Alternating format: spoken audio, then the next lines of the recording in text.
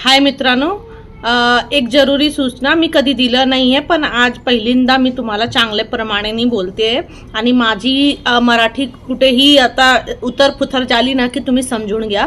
आणि आता मी तुम्हाला सांगते, आता मी दुपारी गेली होती, आता 3 झालंय, मी दुपारी 1 वाजता गेली होती पोरांना घ्यायला आणि मला तिथे एक बॅग भेटला, त्याच्यामध्ये बँगल आहे आणि सगळे डॉक्युमेंट वगैरे सगळे आहे, काही आहे आणि आधार कार्ड पॅन कार्ड सगळे आहे डॉक्युमेंट।